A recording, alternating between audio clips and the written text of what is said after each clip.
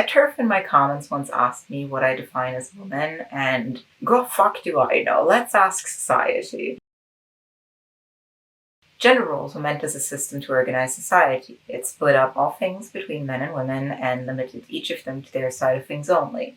It is a system based on gender alone, not individual preference or ability, and it presumes cishet gender conformity. There are many expectations put on men and women. I've roughly categorized them, but obviously these categories are going to be very big umbrellas and have a lot of intersections between them. The expectation of physical prowess for men is one of strength and toughness and virility. For women, it is beauty and elegance and fertility. Mental prowess puts men in charge of knowledge and expects them to excel at technical ability. Women are in charge of emotions and to excel at social ability. Men operate in the public sphere, the societal, the professional, the official, the written. Women operate in the private sphere, the domestic, the personal, the clandestine, the unwritten and unspoken.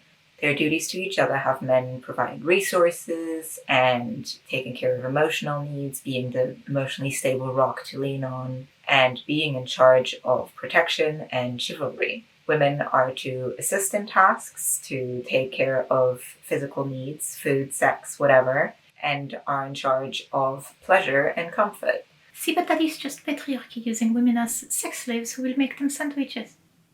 And here we go. Okay, and the gold digger femoids just wanting men for their money and power. It's not a one-sided agreement, is it? For the purpose of the subject today, look at it as a symbiotic relationship, a mutual codependence, not patriarchal slavery. Traditional marriage is a direct representation of gender roles on the smallest scale between two individuals. It is a bond of mutual codependence between a cishet man and a cishet woman. You are to be celibate before and monogamous after the bond is made. The man goes to work and provides his family with money, goods, and housing. He fixes things around the house if needed and keeps his wife and children happy, comfortable, and safe.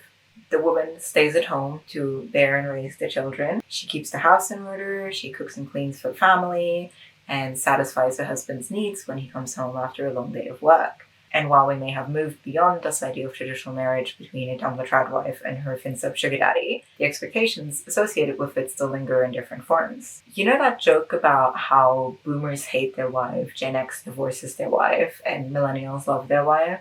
I think there's actually something to that, about how the rigidity of gender roles has shifted across those generations. Baby boomers were born right after World War II and into the mid-60s. They were the last generation to grow up with the restrictive gender norms of the 40s and 50s. Many complain about their wives ultimately just expressing their dissatisfaction with the restrictions and expectations that marriage and the gender roles it represents put on them, and their resignation to the perpetuity of both institutions. They're just taking it out on their partners instead of seeing the real cause of their pain, which is sexism. Yes, I am making the argument that all the hate my wife, marriage is prison jokesters are actually just venting about feeling trapped by their gender role. Fight me! Gen X were born between the 60s and the 80s. They grew up during or slightly after the second wave of feminism, the sexual revolution, and the civil rights and gay liberation movements. They still started out in the same old expectations of previous decades and their parents, but ultimately saw a way out of those oppressive systems and marriage as a representation thereof once those movements bore fruit in their adulthood. With that foundation of newly deconstructed old systems, the millennial generation that followed was the first one to be able to rebuild a new idea of what marriage should be, just like third wave feminism did with the female gender role. A bond for love, not societal expectations, with tasks distributed as they best suit the person, not by gender, and with room for queer versions of it. See, queerness is what happens when you're not adhering to gender roles. Anything that doesn't fit gender roles is queer by definition on the condition that it is consensual and or nobody else's business. Cheating on your partner is against gender roles, which say that you should be monogamous, but it is also non-consensual, so it's not queer. It's just a shitty thing to do. This is why the plus and the LGBT plus community includes stuff like asexual and aromantic and polyamorous people, various forms of non-straightness, and androgyny in the widest sense, while it doesn't include stuff like cheating, pedophilia, necrophilia, various other paraphilias and non-consensual stuff. You get the gist, right? There are differences in what is considered queer based on the given society's gender roles. I am mostly talking about Western gender roles today, which are heavily influenced by Christianity. I am not an expert in other cultures, so I'm going to try and not spend too much time on this point.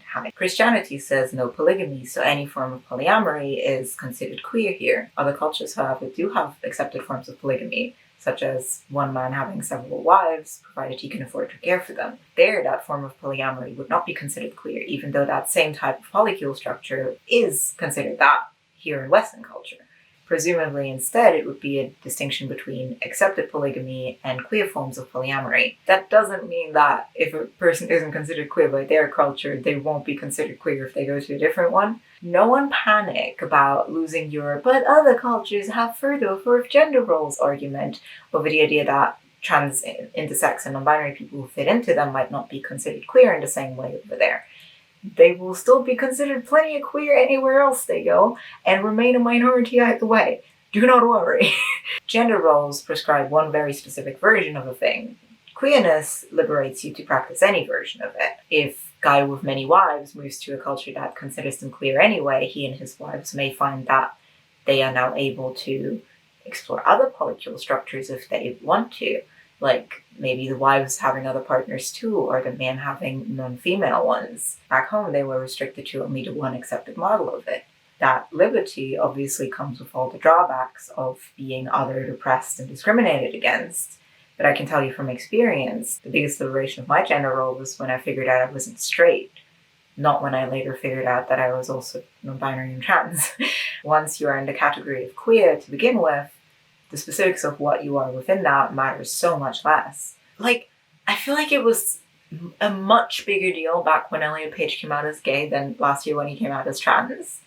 People were like, oh, we have to learn a new name? Oh, no big deal. Oh, he didn't have tits anymore? Bro, he didn't have tits before either, am I right?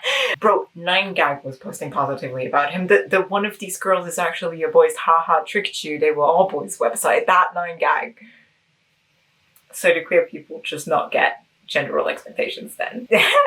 Oh no, we still do. They're just reversed for us. In effort to acknowledge queer people now that gay lib stuff had made us harder to ignore, society gave its cishet gender roles a queer variant by reversing the expected expression and partner choice for a given birth sex. Queer AFAB people are expected to be butch and date women. That might be butch lesbians, hypermasc straight trans guys, or those thin white butch AFAB non-binaries that you've been hearing about having too much rep supposedly, as if any trans and gender non-conforming people have too much rep, but okay. Queer AMAP people are expected to be femme and date men. That might be effeminate gay men, hyperfemme straight trans women, or the thin white femme AMAB non-binaries that are the arguable equivalent stereotype to their AFAB siblings. Why the fuck did they cast Mason, of all people, to play the butch in the Netflix Cowboy Bebop? I am still upset about it. I did not watch the show. I took one look at their character design and gave up on the idea.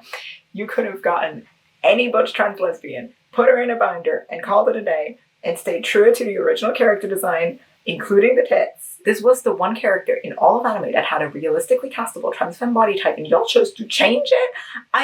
What is that fucking blouse? That is not the gender subversive point of the fucking original. Oh my god. Someone like me who is transmasc, but not only dare date men like a dirty bisexual, but also be any form of effeminate, doesn't fit gender role expectations by either standards. I really can't win, can I? But I digress. Feminism traditionally only ever seems to define power through a patriarchal lens.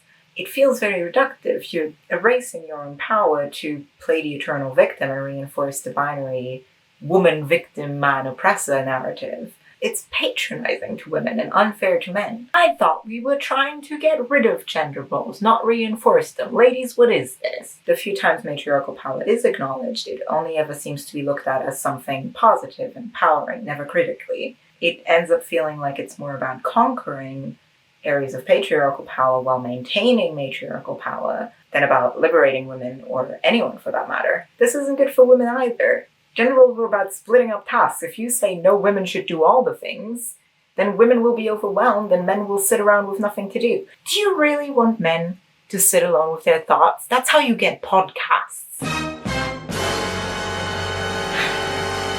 Patriarchal power is based in male gender role areas. Politics, economics, tech, sciences, sports, physical labor. Therefore, matriarchal power will be based in female gender role areas. Please, what would that even look like? Oh, I'm so glad you asked.